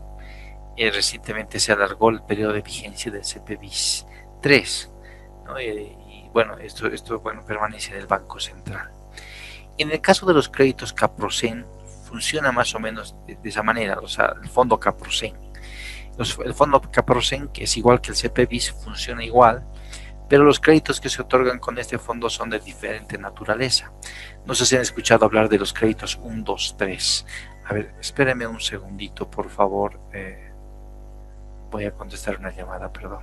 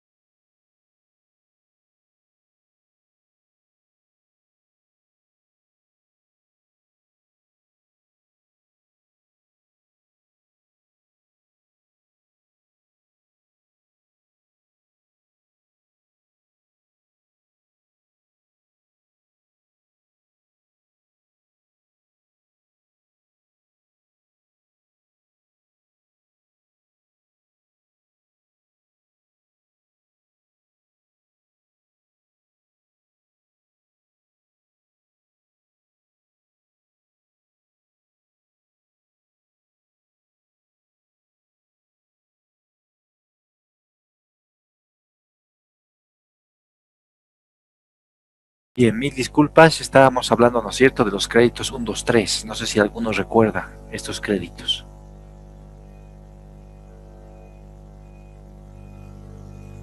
Sí, he escuchado hablar, Lisa.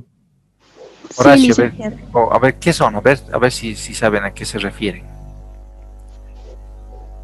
son los créditos para las microempresas. ¿Ya? ¿Qué más? ¿Qué más saben respecto a estos créditos? Recuerdo que tenían tasas mínimas igual, ¿De cuánto más o menos? ¿Te acuerdas? del 3%. Exactamente. La tasa máxima es del 3% de estos créditos, pero no son solamente para las microempresas, es para cualquier prestatario que quiera comprar créditos de producción nacional. Entonces, ese es el mecanismo para el cual se los ha creado. Entonces, ¿cómo nacieron? Eran más o menos 400 millones de dólares que se liberaron por encaje legal el año pasado. Entonces, redujo el encaje legal de moneda extranjera, esos 400 millones de dólares, y esos recursos podían las entidades, no podían acceder las entidades, el Banco Central los mantenía en sus bóvedas, pero las entidades podían pedir préstamos con garantía de ese fondo, de ese dinero, préstamos para colocar créditos 1, 2, 3, y ese es el fondo Caprocen. Entonces también se ha utilizado de esa forma el tema del encaje, ¿no? Desde el punto de vista también macroprudencial. ¿Por qué macroprudencial? Porque con eso se estaba estimulando el crecimiento del crédito, y con el crecimiento del crédito se estimula el crecimiento del Producto Interno Bruto, ¿no? Entonces, visto ya desde una óptica más global, ¿no? Ese es el mecanismo. Bien, pasemos a la siguiente lámina. Como sabemos, bueno, pasando de este tema, el sistema financiero está compuesto por depositantes y prestatarios y los intermediarios, ¿no? El marco legal del sistema financiero de intermediación, estamos hablando de intermediación en esta primera etapa, comienza en la historia reciente, el año 1928. Antes había también una ley de bancos, pero la que marca un hito es la ley de bancos que se emite en el año 1900 o se promulga en el año 1928, producto de la misión Kemmerer, ¿no? Igual se crea la ley del Banco Central de Bolivia, que crea el Banco Central de Bolivia, ¿no? Esa ley tiene, bueno, varias particularidades y tiene también varias similitudes con nuestra ley. Esa ley también permite separar las dos instituciones, el Banco Central y la Superintendencia de Bancos, como se llamaba antes la ASFI, ¿no es cierto? Entonces separa. No en todos los países está separado el Banco Central de la entidad de supervisión. Por ejemplo, en Brasil, Argentina, Uruguay, no está separado. Es decir, el Banco Central tiene como una de sus gerencias al interior la gerencia de supervisión. Es parte de supervisión del Banco Central de Bolivia, es una gerencia más. Eso pasa en general todos los países en Sudamérica que tienen sus costas al lado del Atlántico, como les decía, Brasil, Uruguay, Argentina, por ejemplo. Los países que tienen sus costas marítimas al lado del Pacífico, como Ecuador, Perú, Bolivia, Chile, bueno, Bolivia que tenía mar más antes, ¿no es cierto? Pero igual Bolivia está ahí en ese grupo. Tienen su superintendencia separada del Banco Central. ¿Por qué ha ocurrido esto? Porque hubo una misión de unos expertos en el año 1928 que en Bolivia sugirió, digamos, y no solo en Bolivia, sino todos los países que visitaron esos expertos, separar estas instituciones, y visitaron justamente esos países que están cercanos al lado Atlántico, del Pacífico. Fueron unos expertos de Estados Unidos, ¿no? La misión Kemmerer se llama, es ese grupo de expertos, en honor al señor Kemmerer, que era el que encabezaba esa comitiva. Más adelante, sin embargo, nuestro mismo país vio por conveniente el año 1970 incorporar a la superintendencia dentro del Banco Central de Bolivia. Es así que en el año 1970, con la ley del Sistema Financiero Nacional, la superintendencia de bancos llega a ser parte del Banco Central de Bolivia como una unidad más, una gerencia al interior del Banco Central. Y no dura esto mucho tiempo, o sea, ocurrió esto, pero no fue muy productivo, digamos, o sea, se hizo la prueba de incorporarlo dentro del Banco Central de Bolivia, pero no resultó muy productivo, porque en realidad el Banco Central de Bolivia estaba con una capacidad de gestión que no le alcanzaba para tan grande cosa que hay que hacer. O sea, por ejemplo, ahorita la cantidad de funcionarios en el Banco Central de Bolivia es algo más de 500, y en ASFI tienes también algo de 500, entonces como que duplicas tu tamaño y los temas que tienes que atender son muchos, y de hecho se dieron varias quiebras de bancos, o se los cerró, por ejemplo, bancos de fomento, de la agricultura, industriales, porque bueno, había ese tema, ¿no? De que no se puede atender todo, ¿no? Entonces se vio por conveniente, cuando se reestructura la economía de Bolivia el año 1987, después de la hiperinflación, se restituye a la superintendencia de bancos de forma externa al Banco Central, ¿no? De hecho, yo conocí a varias personas que trabajaban en el Banco Central antes de 1987 y fueron los que fundaron la Superintendencia de Bancos el año 1987. Y no había todavía ley de bancos, la 1488, sino estaban trabajando con esta ley del Sistema Financiero Nacional. Entonces yo he conocido gente que trabajó desde mucho más antes, ¿no? Desde 1985, me imagino 84, estaban en el Banco Central cuando se lo restituye. Y la superintendencia no tenía, según me comentó esta persona también, un ambiente propio tampoco. Se alquilaron, al principio tuvieron que, bueno, separarse, ¿no?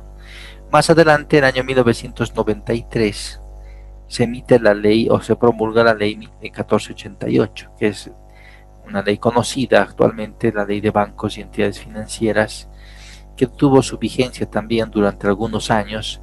Lo positivo de esta ley es que incorpora lineamientos de regulación prudencial internacionales, como Basilea I, ¿no? El Basilea I fue un documento de los países del G8, si no me equivoco, los más grandes del mundo, que tiene en su contenido temas relacionados con la regulación de entidades financieras bancarias, los requisitos mínimos y un acuerdo de capital mínimo para que operen en todos los países.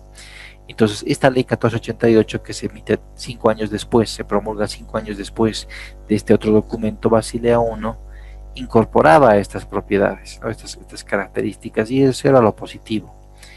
Sin embargo, esta ley tenía algunas falencias, como que estaba muy tirada hacia el lado de los bancos, es decir, solamente se preocupaba de la estabilidad del sistema financiero, pero no estaba relacionada como por ejemplo con la defensa de los derechos del consumidor financiero.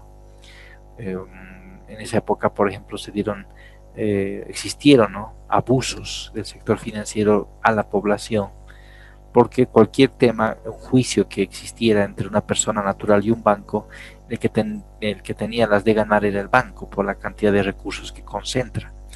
Y la ley de 1488 no proporcionaba pues ninguna atribución a la superintendencia de bancos para poder también dirimir algunos temas con los clientes de las entidades. Solamente se dedicaban a ver el tema de la estabilidad del sistema financiero y nada más, ¿no? Entonces, esa fue una de las falencias. El año 2009, con el decreto supremo 29894, se crea ASFI. Ese año yo ingresé a trabajar a ASFI, el año 2009, cuando se crea ASFI, ¿no? Y esta autoridad se la crea con muchas facultades. Dentro de ASFI, por ejemplo, estaban la parte de seguros y mercado de valores. En ese decreto supremo establecía eso. Antes solamente la superintendencia supervisaba entidades bancarias y no bancarias, pero todas de intermediación financiera. Pero con la creación de ASFI el año 2009 se incorporó seguros y valores también. Entonces, y ocurrió algo similar tal vez a lo que le ocurrió al Banco Central cuando ASFI se incorporó, es decir, fue algo muy grande. No había gente que esté, digamos, capacitada para supervisar tan grande grupo de entidades. Son 3 mercados totalmente distintos. Supervisar entidades de seguros, entidades de valores, entidades de intermediación, servicios financieros complementarios. Y yo recuerdo, bueno, había una dirección que ya era una dirección de la parte de seguros, que tenían su propia gente, pero era complicado hacer ese acoplamiento en un solo equipo de tan gran magnitud, ¿no? Pese a que es recomendable que la supervisión se haga a todo el sistema financiero por una entidad, inclusive a nivel mundial eso ya no es así, ¿no es cierto? La parte de intermediación y mercado de valores tienen un tipo de regulación y supervisión, y la parte de seguros tiene un esquema diferente, ¿no? Entonces se separó después la parte de seguros de ASFI y forma parte de la supervisión de la APS, ¿no?, la Autoridad de Pensiones y Seguros. pero se quedó en ASFI el sector del mercado de valores. El año 2013, con la ley 393, se deroga o se eliminan las disposiciones de la ley 1488, y el cambio más importante de esta ley es que los servicios financieros, dice, deben cumplir una función social. Está en el artículo 4 de esta ley. Una función social que no solamente tiene que ver con que deben ser estables, que deben ser gestionadas de forma adecuada para el propietario de la entidad del banco, de los propietarios o accionistas, sino también debe ser adecuada para los clientes de la entidad financiera, sin cometer abusos y más bien contribuir al crecimiento económico del país, cosa que no había en la ley 1488. O sea, la ley 1488 jamás te va a decir el sistema financiero debe contribuir a reducir la pobreza y a generar más inclusión y mayor crecimiento. Eso no hay esos elementos en la 1488. La 1488 apunta netamente a la estabilidad del sistema financiero. Entonces este ha sido un cambio muy importante, porque no de la misma forma, pero con ciertos elementos de lo que incorpora esta ley, inclusive en algún momento fue sugerido por el Fondo Monetario Internacional y se adopta mundialmente el tema, por ejemplo, de la defensa de los derechos del consumidor financiero, que es algo que existe ahora en todo el mundo, por ejemplo, ¿no? No sé si tienen alguna duda sobre este proceso, el marco legal institucional en el cual nos movemos actualmente. ¿O les ha quedado totalmente claro? Está claro, Lisa. Muy bien. A ver, vamos a continuar entonces.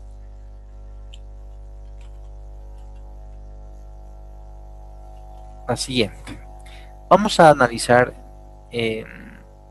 una a una los tipos de entidades financieras que trabajan en nuestro sistema financiero.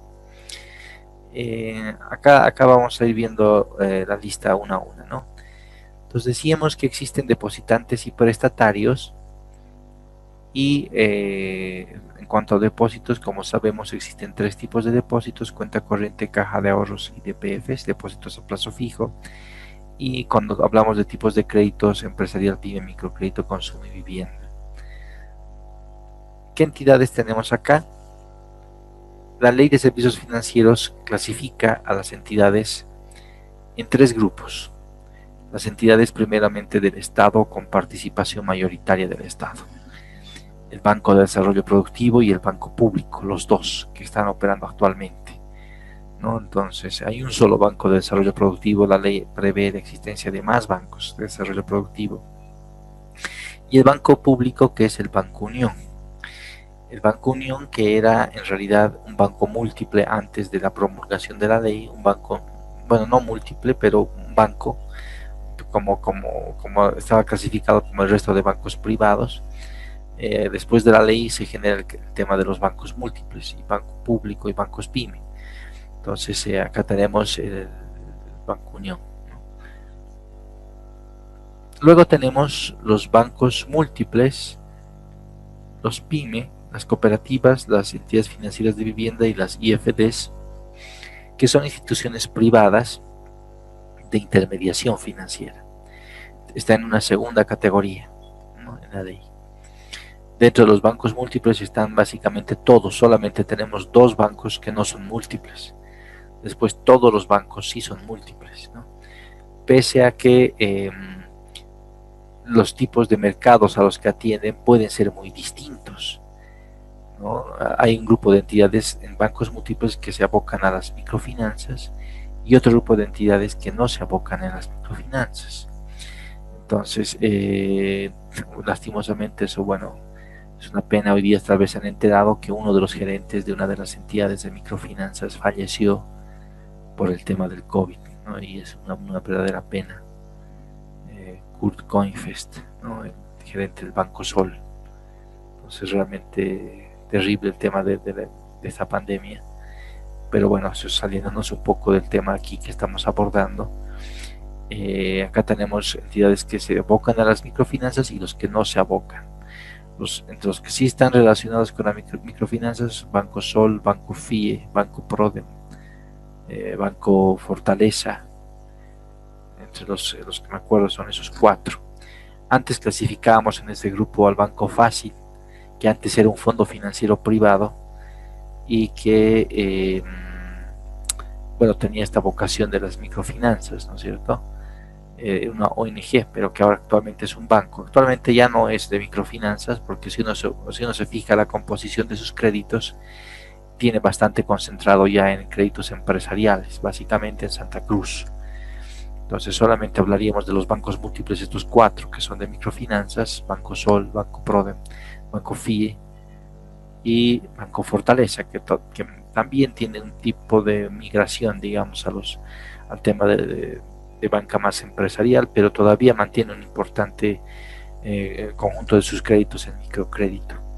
Hay otro grupo de entidades en grupos de marcos múltiples que tienen un mercado algo distinto, que va más a los prestatarios PYME, como el Banco Económico, por ejemplo, ¿no? Y el resto de entidades que tienen una presencia fuerte en lo que es banca empresarial, como el Banco Visa, Banco de Crédito. Y de entre los bancos múltiples hay algunos que también van bastante al crédito de vivienda, con la mitad de su cartera básicamente en vivienda, como el Banco Mercantil, ¿no? Entonces ahí tenemos distintos tipos de bancos múltiples. Banco Ganadero, que va al sector productivo, a las empresas empresariales, tiene un mix en realidad, pero no, obviamente sesgado hacia el lado PYME y empresarial, ¿no? Entonces es en cuanto a los bancos múltiples, ¿no? El Banco Público, que era un banco múltiple, tiene en realidad su cartera más diversificada en varios tipos de créditos. Entonces, si ustedes se fijan en la página de ASFI, están los boletines y ahí está la forma de que se estructura la cartera de estas entidades. Banco Público tiene diversificado, no está concentrado ni en micro, ni en empresarial, ni en pyme, eso está más diversificado que los bancos múltiples, ¿no? que están especializados en algún sector. Entre los bancos pymes tenemos 2 bancos pymes, el Banco Pyme de la Comunidad y el Pyme Confuturo. El Pyme de la Comunidad, que tiene su sede, digamos, en Cochabamba, ¿no? que tiene prestatarios mayoritariamente en esa ciudad, pero también tienen varias partes del país, y igualmente era un fondo financiero privado.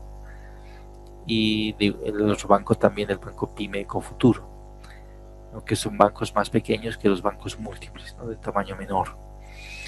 Cooperativas de ahorro y crédito, que tenemos más de 30 actualmente en todo el país, con sus características particulares, porque estas cooperativas, a diferencia de bancos, no tienen presencia por lo general en varias ciudades del país, en varios departamentos.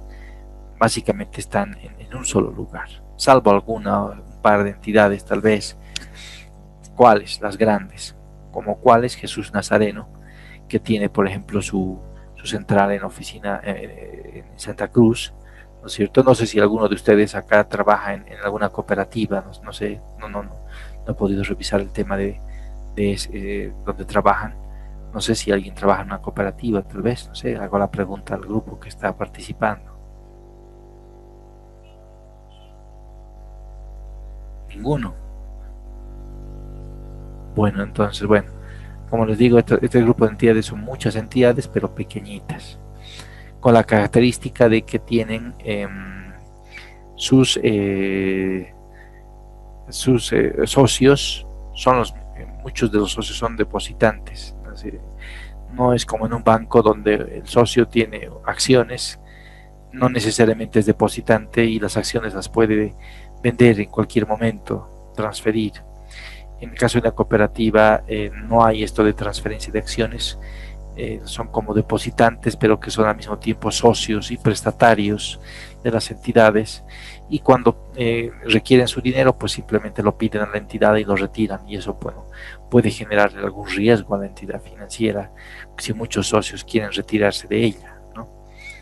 Las entidades financieras de vivienda las cooperativas, ¿a qué tipo de créditos se dedican?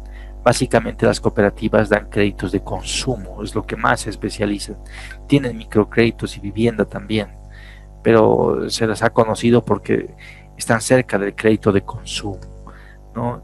Las entidades financieras de vivienda, como su nombre lo dice, en créditos de vivienda. Tenemos 3 entidades financieras de vivienda, teníamos 8, se han ido fusionando.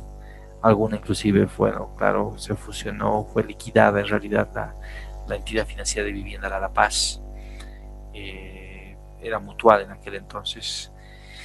Y bueno, pues actualmente tenemos tres. La primera, que es la más grande, la promotora, no me acuerdo el nombre de la otra, Progreso y la promotora, ¿no? Las tres entidades. Y las instituciones financieras de desarrollo, que son 9 entidades que han obtenido recién su licencia de funcionamiento el año 2016. La más grande de estas entidades de desarrollo, financieras de desarrollo, es Crecer, que es muy grande.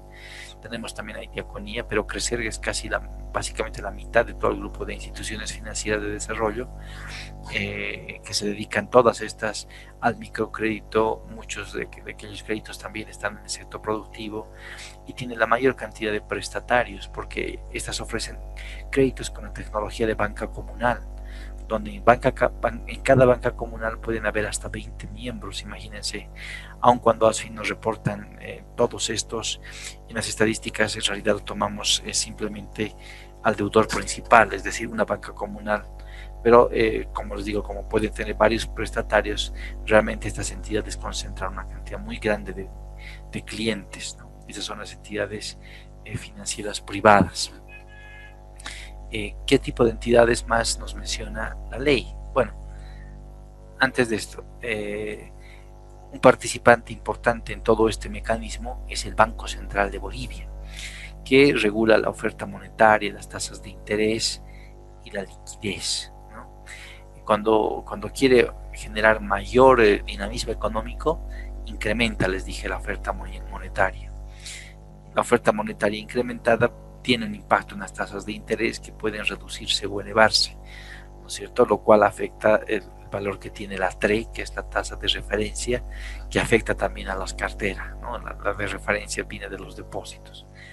Y la liquidez, que es un tema también muy importante, porque está evaluando continuamente si las entidades tienen la liquidez necesaria para poder expandir el crédito, por ejemplo, a nivel nacional. Entonces ahí entra el Banco Central de Bolivia. Luego de estas tenemos las instituciones, las empresas de servicios financieros complementarios, ¿no? La primera de este grupo, la Cámara de Compensación y Liquidación, ¿no? Y bueno, tenemos todas, vamos a ir una por una, no sé, acá, bueno, bien, las empresas administradoras de tarjetas electrónicas, las empresas de servicio de pago móvil y almacenes generales de depósito. Los he puesto estos en un grupo porque todas estas hacen a estos instrumentos electrónicos de pago.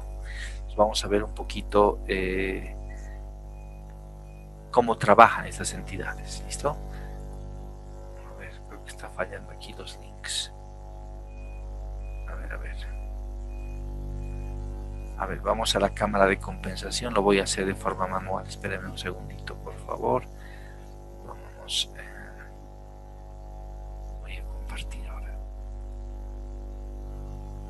acá.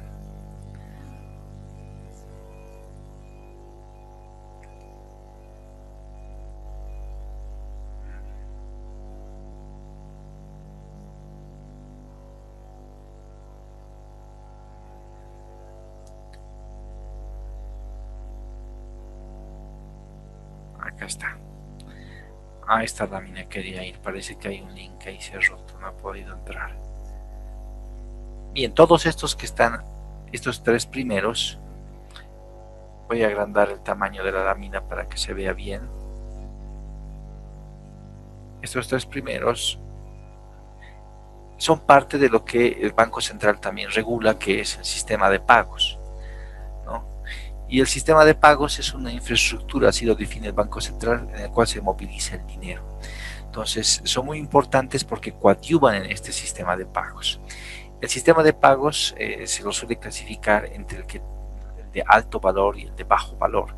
Actualmente hay una modificación ahí en el enfoque, pero de todas formas creo que ayuda a esto a comprender cómo se mueve el dinero. Es decir, hay transacciones muy grandes y hay transacciones muy chicas en el sistema financiero.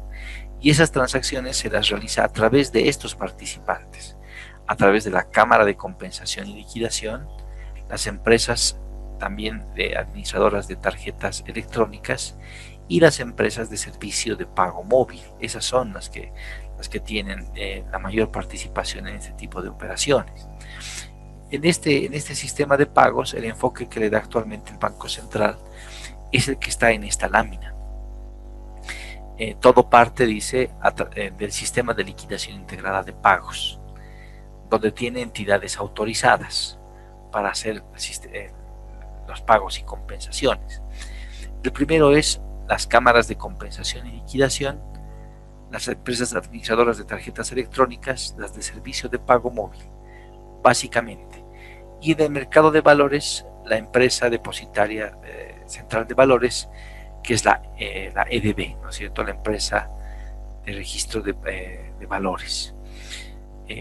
Todas estas empresas, si bien están en el ámbito de regulación de ASFI, porque la ley de servicios financieros las pone dentro del ámbito de la supervisión de ASFI, forman también parte del sistema de pagos y son reguladas por el Banco Central en lo que se refiere a este sistema de pagos.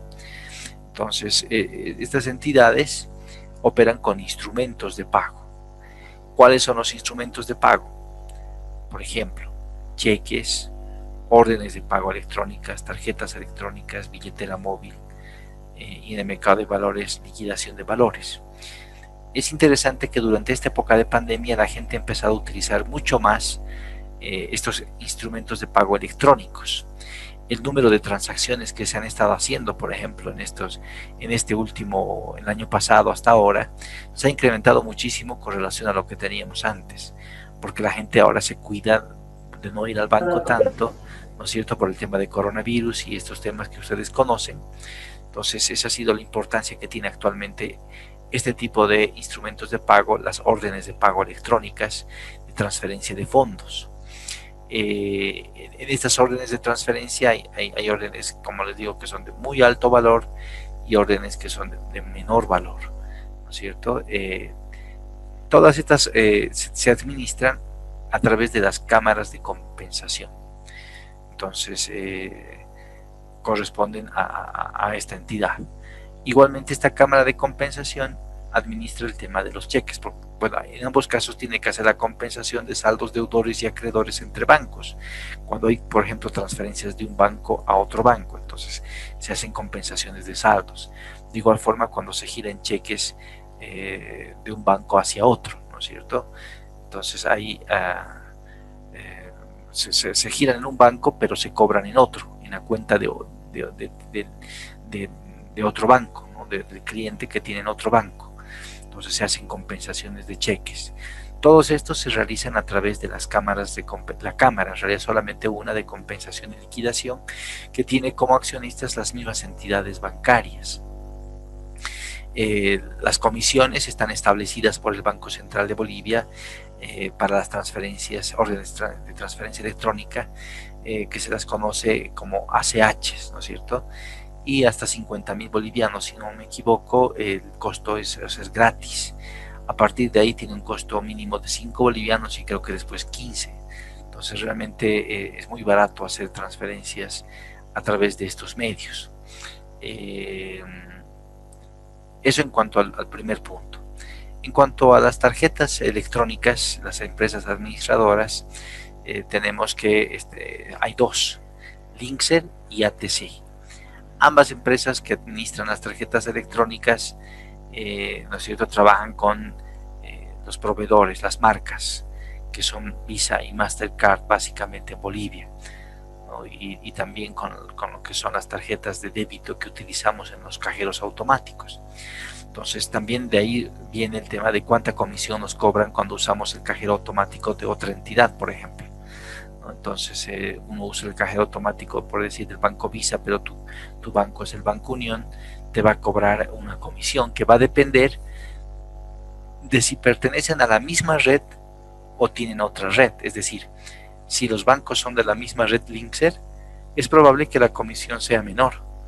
Pero si el banco que estás usando su cajero es de la red ATC, entonces es posible que ATC le cobre una mayor comisión a ese otro banco porque está en otra red, ¿no es cierto? Entonces de esa forma funcionan las tarjetas. Igual viene con las tarjetas de crédito. Lo que más tenemos en Bolivia, pero son las tarjetas de débito, no manejamos mucho tarjetas de crédito, más que todo por el costo que involucra.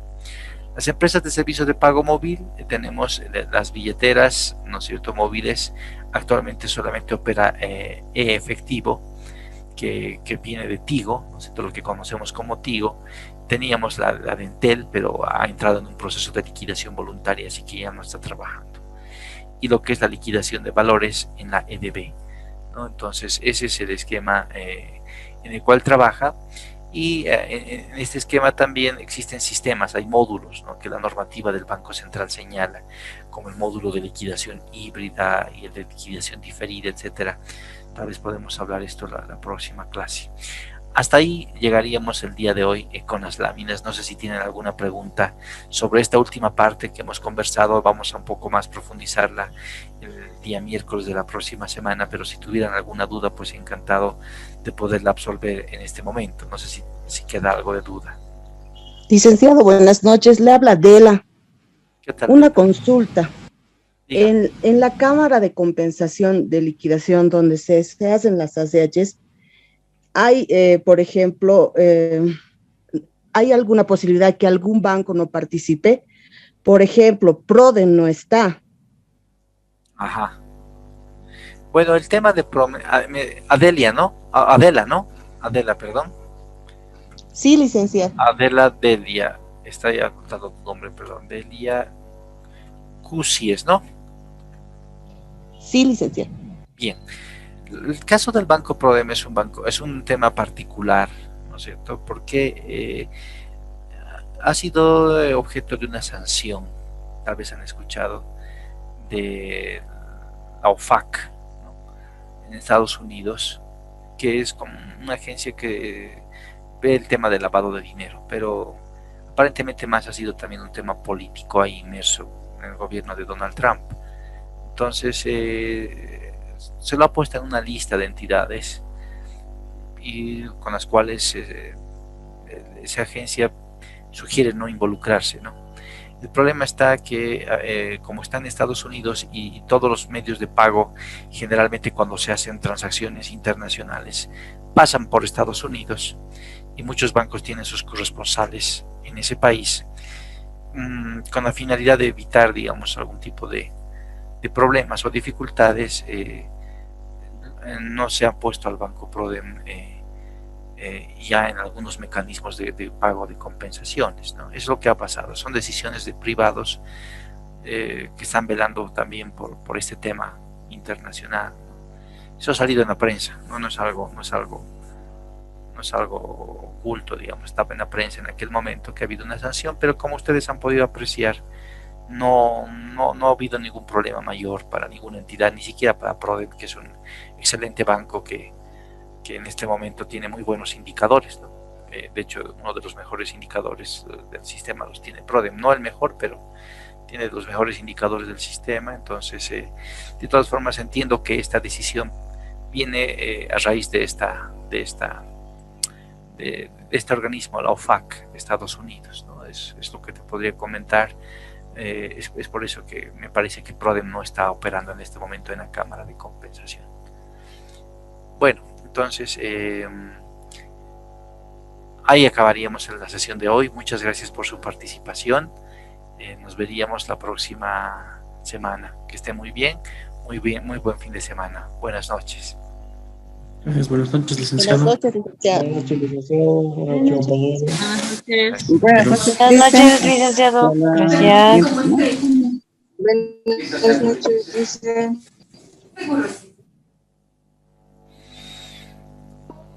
Buenas noches.